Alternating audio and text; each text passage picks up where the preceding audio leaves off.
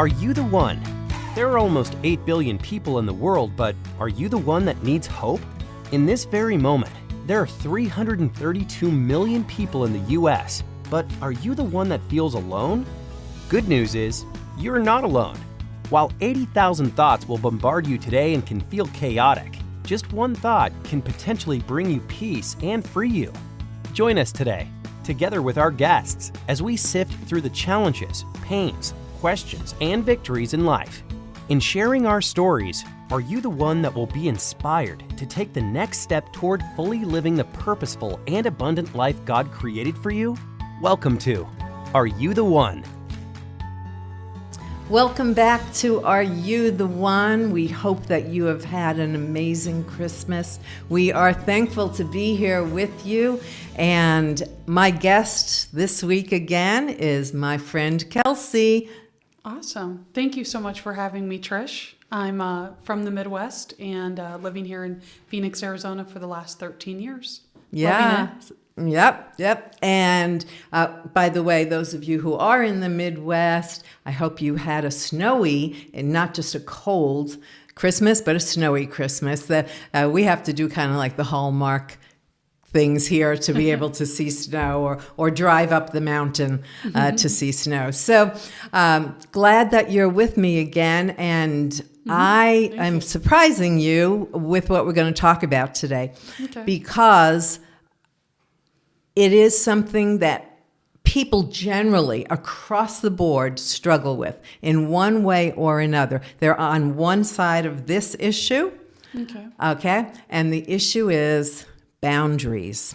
Okay. And now, if you're a Christian, then you have this very often this sense like, oh, I have to like just be kind and say yes to everything. And, you know, many Christians have a really difficult time with boundaries because there's a mindset going on in the background that says, you know, I have to say yes. If I push back and say no, that's not kind, right? And whether you're a believer or not, boundaries are something that people really struggle with.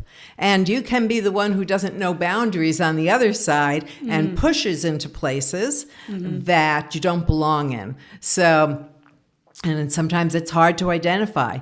And can we do both of those things? Yes, we can. But generally what I've found is that we fall heavily on one side of that or another. Either we're a person that pushes boundaries into other people's things, or we're one who has trouble maintaining boundaries. So Sure. Wow. Here we go. And what does that look like as, you know, as a woman in business, right? And what does that look like as a woman of faith? What does that look like as a woman with friends and relatives who fall all over the place? You know, hopefully as followers of Jesus, everybody in our life doesn't follow Jesus.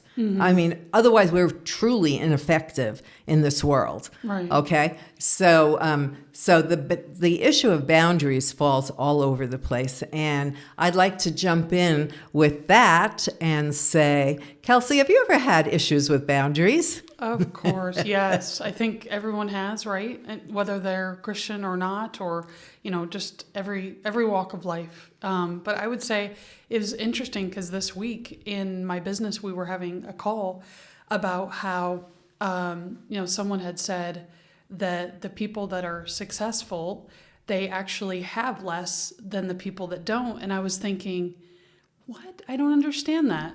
But it's really that they don't take on everything. They don't put everything on their plate. They don't say, like you were saying, say yes to everything or everybody or every opportunity that comes their way, right? They have a focus on, you know, specific things. And, you know, talking to my team recently about time blocking. And, you know, I know for me, if I don't put it in my schedule, it's something else is going to get in the way. A phone call is going to come in that I need to take, or that I think I need to take. Right. Or, you know, you're just going to get distracted of things, we were talking about how if you don't have things on your schedule or times that you're going to actually do something, you'll think of, oh, I need to do the laundry right now, or, oh, the dishes need to be done. And, you don't have boundary of that, of your time, of your work time and things like that. I would say in relationships, definitely you have to decide who to, spend your time with and when and how much. And that can change, right, at different times, family members or friends. And, you just really never know. You just have to really be in faith of like, who should I be spending my time with right now? Who do you want me to be? And that's something I pray every morning. Lord, who do you want me to talk to today? Who do you want me to meet with today? Please bring them into my life. Please, prompt me or let me know who you want me to be around. So just being in prayer of those boundaries. Right. Really. Right. Well, and in what you shared, by the way, you really put down your first boundary was in the morning you sought the Lord, right? Yeah. And to ask him that. So that's like the first part of a boundary. Like, this is how I'm going to begin my day regardless of everything else that's going on. And not that we do it perfectly, but for you to, like, that said to me, well, that is a great way to begin your day in terms of boundaries, that you put this block down, that you're going to spend some time with God, even if it was just to say, like, Lord, who are you going to bring in, and where should I be focusing or putting my time? Like, even that request, the awareness that I even need that request is a step in the right direction. Definitely. Yeah. Yeah. And I think, too, it's like we could be all over the place sometimes if we don't have, boundaries. I know, I've done a study at church a couple years back, kind of thinking of it like God has given us like our yard, you could say, like our, with a fence. Yeah. And sometimes people will dump, maybe they'll throw their trash in our yard. And that doesn't mean that it's for us to pick up or for us to take on. Sometimes if we allow that, we have to clean up, obviously, but that doesn't mean that it's for us to just take on anything and everything. You're right. As Christians, a lot of the times we can think that every single person that needs us, that calls out to us for help, or, says, hey, I need you. I need your help right now. It's their emergency. Sometimes we say like their emergency, not my emergency, or not his emergency. Their lack of planning doesn't constitute my emergency. Right. So exactly. So just being prayerful of that at all times, because it always can change. Absolutely. And there are seasons for things that you were referring to. I like that analogy of the yard and people dumping their things into your yard, and whether I choose to clean up after them or not, as in like what you were just saying, like your lack of planning doesn't constitute my emergency. Well, if I'm actually stopping what I'm supposed to be doing because somebody like that we know has a pattern of this, right? It's usually a pattern. And then that becomes something that takes away from what I was supposed to be doing. So I'm the one that has to set the boundary in that, right? The one whose yard it is, let's say. But often the words that people can hear inside them is, oh, that really wouldn't be kind. Or if I don't do it, like they really need this. Or if I'm not, and many times, so you and I both have like friends who have like walked the journey of recovery for years. And so that issue of boundaries in recovery is a really important one. Like really, really important, because And I see it on both ends, people who have been in recovery for a long time and people who are brand new. And I would say I'm in recovery for a long time because so I've been doing it for about 20 years, and I think God is still working on me in that. And recovery doesn't have to at all be about drugs and alcohol. Okay. Or it can be about, for me, my number one thing was fear and things like that. And so, but what I do know is that in that journey of recovery, whether they're 1 or 2 days into recovery or 20 years in recovery, that unless they have worked on that area, because addiction is a self issue. Right? It's not about drugs or alcohol, but it's about focus on myself, right? Like that's the condition of mankind, basically, to one degree or another. It's about me, me, me. That's what it's all about. And so we don't see things, especially in recovery, as much from other people's perspectives, and certainly not from God's perspective. Like looking for a kingdom perspective on my things takes a lot of healing, a lot of growth, and so being able to like put down firm boundaries for people. It's not about for them. The boundaries are about for us. Right. Yeah, and I think people need boundaries too, even if they don't think so. And obviously, if you have not had boundaries with certain people in your life, sometimes putting boundaries up, it's like maybe putting a wall up or a door. It may be painful for both parties in that situation, where there might be a little bit of a journey to go through, but again, it's healthy for both people. Again, even if somebody doesn't appreciate it or doesn't think they necessarily need it, it's healthy. Oh, absolutely. So an example from somebody really close to me as a teenager was in recovery, and some of the people, like family people, like at big family events and stuff that they were around, had kids the same age, and they were not good influences on each other. It wasn't just a one-way thing. It was like I knew they were not good for each other. And so when this person was really early in recovery and was not able to make those kinds of decisions well, I had to make those decisions and say, love you guys. There'll be a point further down the road where the kids can be together, but right now, like I can't allow that because, this person in my life needs to be only around people who are going in the same direction, and she's too vulnerable to falling off or influencing your child to fall off, either way.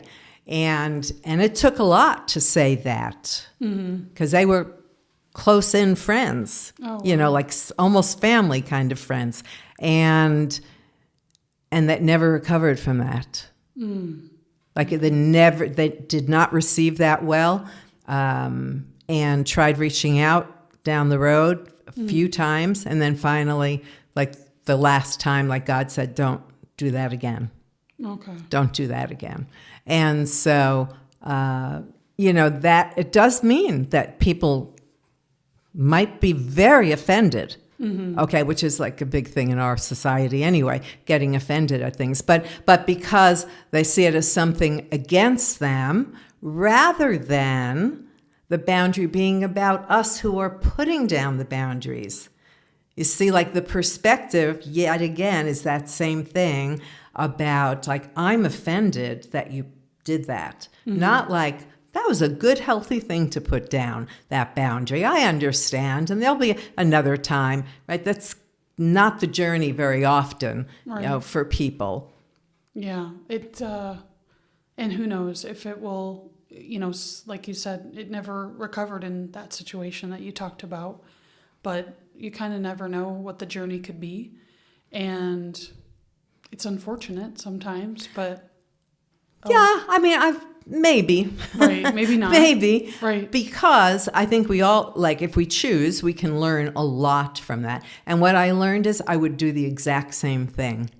I would do the exact same thing. Because of the boundaries that I put down, like that person in my life was able to get traction and walk a journey of recovery without falling back. Oh, wow. And so I would, until they were far enough in recovery and old enough that they were able to take total ownership of their whole journey. But I would do the exact same thing if I was that, even knowing what I was risking on the other side. Right? And so I think some of that is like, what are you willing to risk? Are you willing to risk offending somebody by putting down a boundary? Yeah, because you have to be just okay with doing, what's healthy for you. And where your identity is. Right. Part of boundary issue is people pleasing. And so if, like, my first responsibility is to be the woman that God has called me to be, and to be pleasing to Him. At the end of the day, one of my favorite things one of my pastors did in a sermon was, he said, at the end of your day, who do you want to sign the bottom of that day? Like, good job. Like, is it the people that, you had in your day and you did things to please them? No. Or do you want God signing the bottom of your day? Like, what are you willing to do to have God sign the bottom of your day? Like, great job today, rather than, oh, it was pleasing to the people around me, even though it was displeasing to God. Right. Or even though it was hurting me to please others. And so boundaries so much is like, we think that somebody has to be hurt, Right. but it doesn't. Right. Like, even though somebody in that instance that I told you somebody was hurt, it doesn't have to stay that way. Right.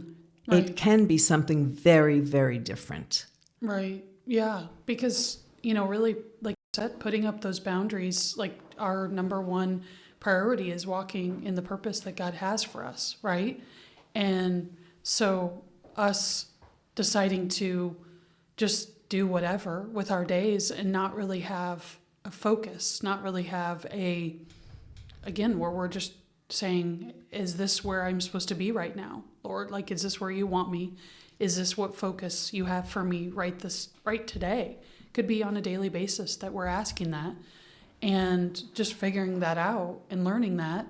And not everybody, I've heard in so many different sermons, like, it's not the plan that He's given to everybody else, it's to you. Yes. And so you have to, and there's going to be boundaries, and not everybody's going to agree with it and understand it, and that's okay. And you can be at peace with that, and that's all right. Yes. Right? Oh, absolutely. And I would also say that we are not meant to be the answer to other people's problems. Right. I mean, God may have us there just to listen to somebody, and maybe not to listen, to accept a phone call, or not to accept a phone call, and to be the ones who even give counsel or advice, may not be the thing. I always say, when my kids talk to me about issues, I'm there to listen to them. My kids are all grown,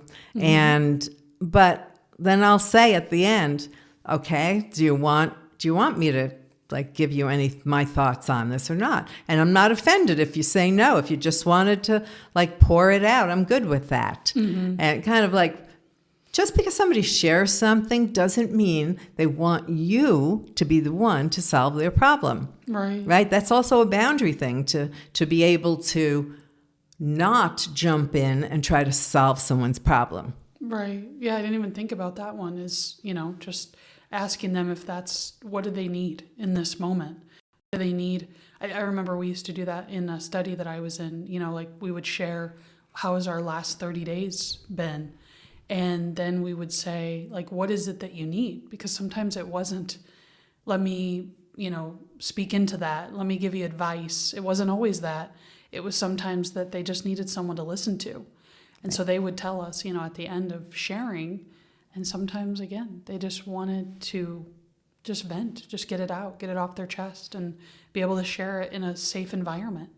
Right. And so you never know. We have to just be constantly prompting, what should we do in these cases? Yes, and God talks to us about, seeking wise counsel. And he talks to us about the friends that we have around us. You're going to reflect them. So if I'm choosing to share my deep stuff with somebody whose life is like a big roller coaster, then what am I inviting in? Right? I'm inviting my life to go on that roller coaster ride too. Right, exactly. It reminds me of one of my counselor that I've worked with, through past things, past traumas and whatnot. He has like a vetting list of who to have in your life, like asking, it's, a list of like 35 questions that you ask. Whoa, right? That sounds awesome. Yeah, like who to have in your life, and is this person, a positive, healthy person in my life, or just so that not even in a relationship, like in an intimate relationship, just in any situation. It could be family too, right? That you ask. Absolutely. So absolutely. Well, and there are those like the people that I invite into that inner circle, which are very few, right? Like a handful, and then there's the next outer circle, which is like slightly larger, and then there's those that are on the much larger circle, and but they don't impact my life in the sense of like. A person on that outside circle could do something to like try to hurt me, but it wouldn't have nearly the impact as those I've got in close. Right. When I was leading Celebrate Recovery, there was this guy who was so angry with me. There were a few guys that were angry with me over the years, and there were some women too. And that's not fair to say that it was just guys. But this guy had very bad boundaries and very poor motives for being there, most of which involved women, that he was there for. And so I had called him out on that, and the fact that women were like telling me that they felt uncomfortable around him because he kept coming up to them. And so when I challenged him on that, about that boundary, then like he came after me. I mean, it was really, really hard to listen to some of the things he said and not like let it come inside of me. But what I learned in that was I laid down the boundary. He like yelled and screamed and this and that. But you know what? In the end, he stopped coming. Wow.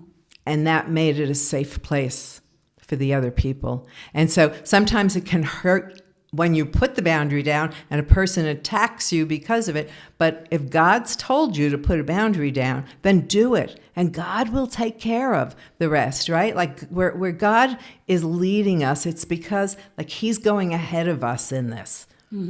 Right. Right? And he's going to protect us in this. And have there been any times in your life where you've put a boundary down and you had to depend on God?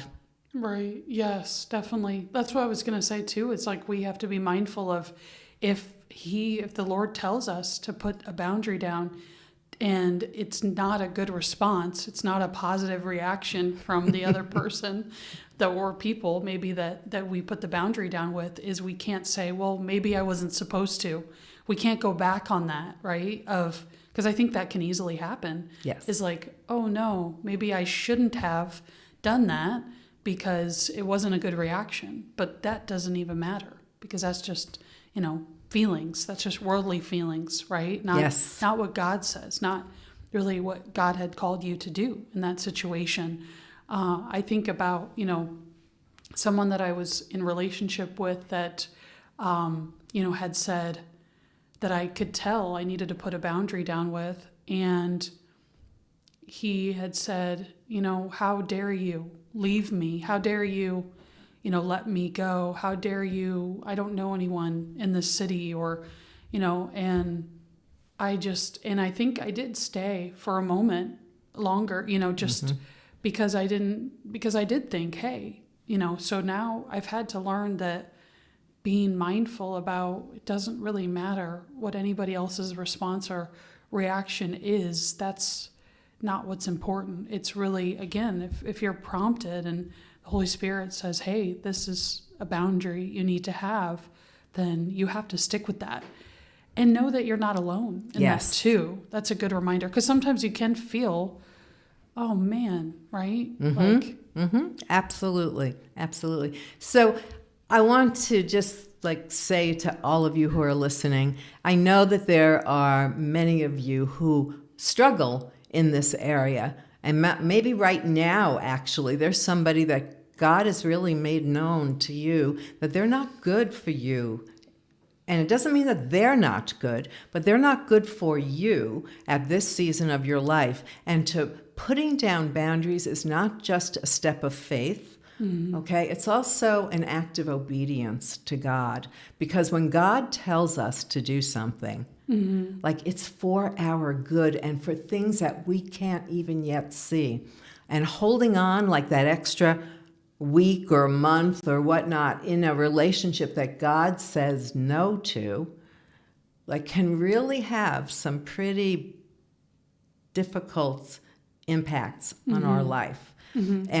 So I want to encourage you that I know for Kelsey and speaking for myself also, that when we have taken those steps of faith, it doesn't mean that it always looked great in the moment, but I can tell you, and Kelsey is nodding yes too, that the fruit of putting down healthy boundaries was definitely worth the effort. Right. So thank you so much for being with us on Are You the One? We so look forward to having you join us each week. God bless you.